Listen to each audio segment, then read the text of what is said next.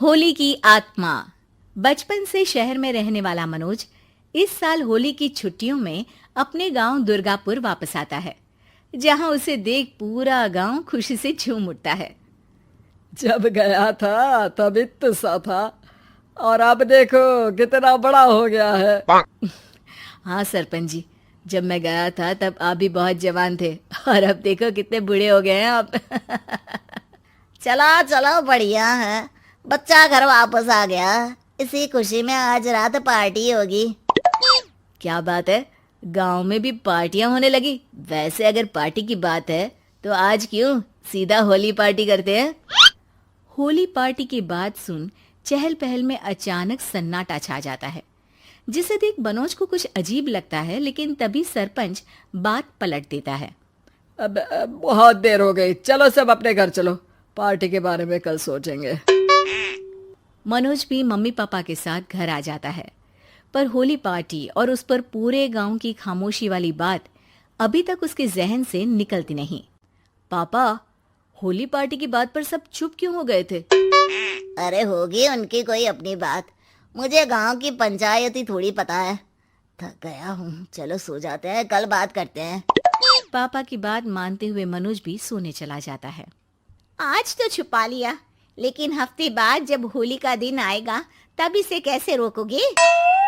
अगली सुबह सूरज के साथ ही मनोज भी गांव घूमने निकल जाता है, जिस पर रास्ते में उसे अपनी ही उम्र के कुछ लड़के भी मिलते हैं, जिनसे दोस्ती कर अब वो उनके साथ घूमने लगता है। इसी तरह कुछ दिन बीत जाते हैं और होली नजदीक आने लगती है। दोस्तों, होली में 4 दिन ही बचे हैं, पर गांव में उसकी कोई तैयारियां क्यों नहीं दिख रही। क्योंकि यहाँ होली नहीं मनाई जाती। अरे पर ऐसा क्यों। वो राजा भूषण। अरे तुम 4 दिन के लिए आए हो, क्या इतना सोच रहे हो। चलो कुछ खाने चलते हैं। इसी के साथ एक बार फिर होली की बात को टलते हुए देख मनोज को शक होने लगता है।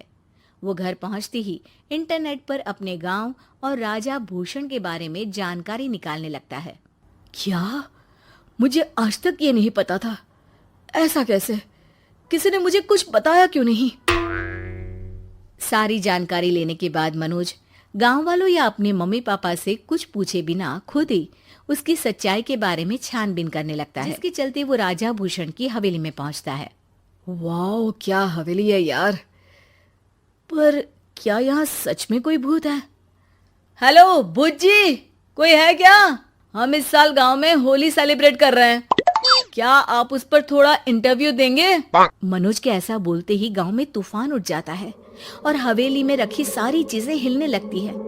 एक अदृश्य शक्ति मनोज को धक्का देकर हवेली से बाहर निकाल दरवाजा बंद कर लेती है।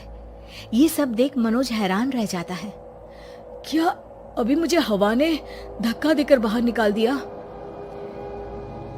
मेरे होते हुए इस गांव में कभी होली नहीं मन सकती, इसलिए दोबारा ऐसी कोशिश भी मत करना, अंजाम बुरा होगा। आवाज सुन मनोज हैरानी से इधर उधर देखने लगता है, पर उसे कोई दिखाई नहीं देता। वो गांव वापस आ जाता है, जहां तूफान की वजह से सब कुछ तहस महस हो चुका होता है। आखिर ये तूफान आया कैसे? ना ऐसा कोई मौसम था और ना ही हमने होली का त्योहार मनाने की बात की थी। सरपंच की बात पर कोई रिएक्शन दिए बिना मनोज चुपचाप अपने घर चला जाता है। इस तरह देखते ही देखते होली का दिन भी आ जाता है और मनोज रंग लेकर गांव में निकल जाता है, लेकिन गांव पूरी तरह खाली होता है। अरे त्योहार का दिन है, धूमधाम की जगह मातम क्यों मनाया हुआ है? मनोज की आवाज सुन सब अपने घर की खिड़कियां खोल के घर के अंदर से ही उसे वापस जाने के लिए कहने लगते हैं, पर वो किसी की नहीं सुनता। तुझे पहले भी समझाया था, अगर होली खेलने की कोशिश भी की तो अच्छा नहीं होगा। अरे बात मान लो बेटा, तुम्हें सच नहीं पता। मुझे सब पता है। सालों पहले इस राजा ने एक अंधविश्वास फैलाया और आप लोग आज तक उसे मानते आ रहे हो। अरे बेटा, जब तुम पैदा भी नहीं हुए थे उससे भी बहुत पहले से इस गांव पर होली का श्राप है। अगर गांव में होली का त्योहार मनाया जाता है तो प्रलय आना पक्की बात होती है। राजा भूषण इस सब में नहीं मानते थे और त्योहार मनाने लगे, जिसके चलते होली वाले ही दिन पहले उनके बेटे की और फिर उनकी मृत्यु हो गई। तभी से गांव की रक्षा के लिए उनकी आत्मा उस हवेली में रह रही है। सबकी बातें सुन मनोज उलझन में पड़ जाता है। सोचना भी मत मनोज, अगर तुमने इस परंपरा को तोड़ने की कोशिश भी की तो उसका परिणाम इस गांव और गांव के लोगों के लिए अच्छा नहीं होगा। मुझे भी यकीन नहीं हो रहा कि आप लोग एक बेतुकी बात को मानकर सालों से रंगों के त्योहार को मातम की तरह मनाते आ रहे हो। मनोज किसी की कोई बात ना मानते हुए पूरे गांव में रंग बिखेर देता है, जिसके तुरंत बाद वहां तूफान के साथ बिजलियां गरजने लगती है। अचानक मौसम में ऐसा बदलाव देख जहां मनोज कंफ्यूजन में आ जाता है, वहीं गांव वाले डर से सहम जाते हैं।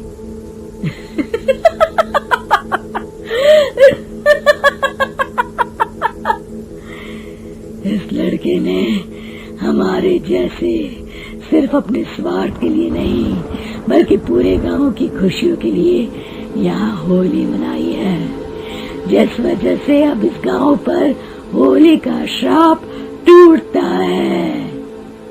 ऐसा बोलकर राजा का भूत वहां से गायब हो जाता है, जिसके बाद गांव के लोग धूमधाम से होली मनाते हैं। खुशियों के रंग गांव में बिखरे ही होते हैं कि अगली सुबह अचानक मनोज कहीं गायब हो जाता है और एक बार फिर गांव में होली का नया राज शुरू हो जाता है।